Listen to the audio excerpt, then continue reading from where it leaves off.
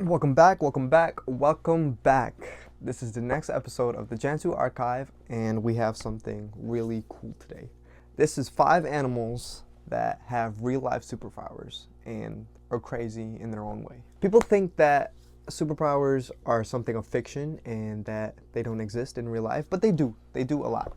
A lot of these characters that you see in movies and comic books on TV, Iron Man, Superman, Batman's, they're actually loosely based on characters that are real, like animals, animalia. We're about to get into them. So these are 5. So for the first one, the superpower I have is shapeshifting. And for this one, the mimic octopus. That's what it is, the mimic octopus. It says it in the name. It was first described in the early 1990s, formally described in 2005 as an official species. It's found in the Southeast Pacific and shallow waters. They feed on small crustaceans and anything like that they can find in the water, worms even. It's a little beak. They have a little beak in the center of their head. The superpower. They mimic marine life. Not just any marine life, specifically, well, not specifically because we don't really know much about them. They mimic venomous fish, invertebrates, and all that. So like lionfish, sea snakes, anemones, they can mimic it. This is crazy. Depending on who is looking at them, they can mimic the animal that that person would be afraid of or that that person can't eat. Only thing, they only live about 9 to 12 months. And this is common in cephalopods. Cephalopods are octopus and all that. And yeah, they're pretty cool. Crazy superpower. Every superpower in this is going to be crazy, just so you know. Next, we have fearlessness / strength. And for this one, I have the one and only Wolverine. Not the Wolverine that you think of. I'm talking about the Wolverine, the animal Wolverine. Latin name Gulco, meaning glutton, which is super fire and super funny. They're the largest mustelids. So mustelids are animals like otters, weasels, and stuff like that. So it's basically just a huge weasel. It weighs around 30 to 50 pounds. So huge relatively, it's really not that huge. Found around Canada, Alaska, and even in Eurasia. So just basically anything close to the Arctic. And they're solitary. They're solitary and they love the wintertime.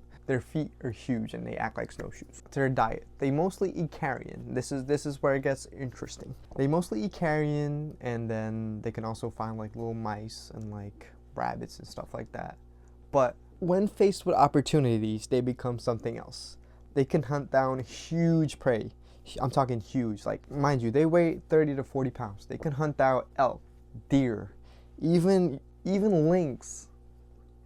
That's crazy. Link. These are 80, 100 pound, 150 pound animals. They're 30 pounds. On top of that, let's say they do kill something. In the animal kingdoms, when something's dead, everything comes to get it. Let's say a bear comes. Guess what they do? They don't run away. They stand up. They attack. They even sometimes even win battles. Most of the times win battles because they're just so resilient. They really can't fuck with them. That's basically what I'm saying. Next superpower. A sonic cannon for an arm. And I'm talking about the one and only, the pistol shrimp. So there's over 400 different species of pistol shrimp around the world, and they only grow around like 1 to 2 inches in length, but they pack a punch. They live in shallow waters worldwide, mostly between mangroves and reefs and stuff like that. Now to the interesting part.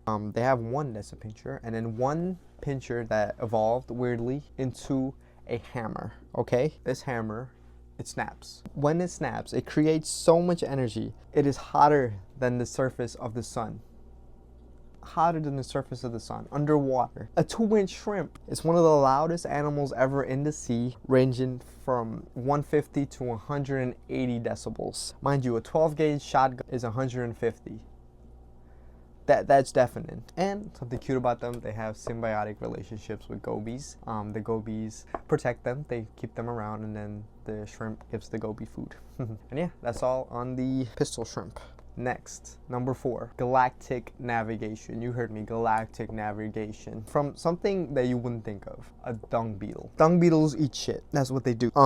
They're found all over the world, on all continents except Africa, and there's a bunch of different species, a bunch of different genuses and stuff like that. But specifically, we're talking about the African dung beetle. It takes portions of dung. Usually, it has like a metal shovel, not metal. What? It has a shovel on its nose. Its nose is a shovel. It breaks apart dung somehow, some way, rolls it into a ball. This is where it gets crazy. Okay.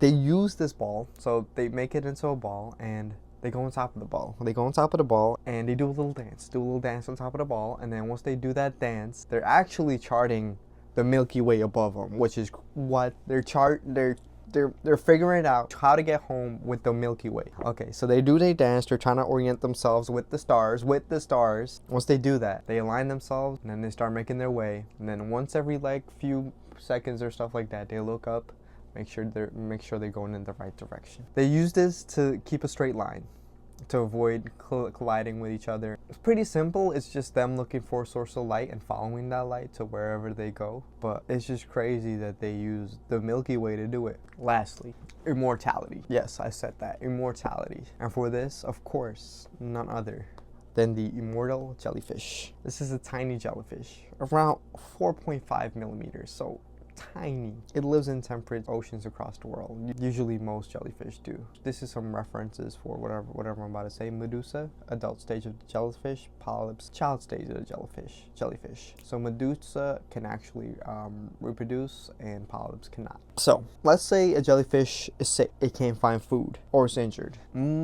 Most people would just die, right? It's pretty simple.